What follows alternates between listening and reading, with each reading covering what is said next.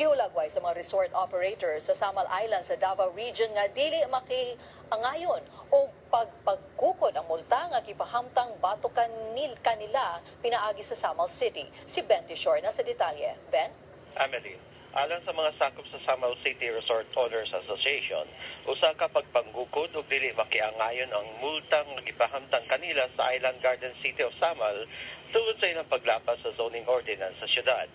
Ang zoning ordinance nagdili sa mga resorts pagbutaw og jetty structure sa kabaybayunan sulod sa resort. Ang mga jetty structures naglakip sa mga extended pier nga gitukod gikan sa shoreline ngadto na sa dagat. Gipasabot sa mga resort owners nga dili kinahanglan ang gikinahanglan ng mga jetty structure sa ilang resort tungod kay entry point kini padulong sa resort, makasanta sa soil erosion, makapugong sa white sand ug makapanalipod sa ilang mga bisita. Ang ordinansa mo pamulta sa mga makalapas nga resort owner og tag 200 pesos matag cubic meter.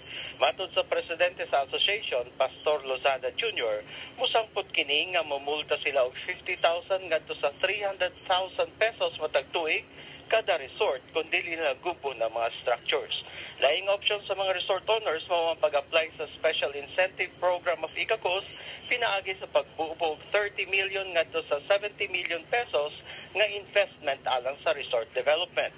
Gipangatarungan usab sa association nga nahatagan sila og zoning clearance o building permit busa ang mga jetty structures maisip kalegal.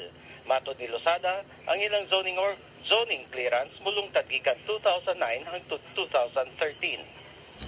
Jetty structures were all existing prior to the effectivity of City Ordinance 2009-115.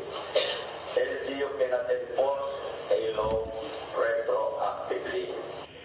Amelin, matod sa mga resort owners, dili sila makabutang og dugang investment nga 30 to 70 million pesos aron lang mamahimong legal alang sa pananaw sa Samal officials ang ilang mga structures. Misangat na ang association og kaso batok sa LGU niadto lang March 26 kabahin sa ordinansa. Sa kabahin sa Department of Tourism, matod ni Tourism Officer Eden David, nang hinaot sila nga masulbad ang isyu tali sa LGU ug sa mga resort owners sa madaling panahon aron dili maapektuhan ang turismo sa isla. Amelin? Daghang salamat Ben Tishor na reporting gikan Davao City.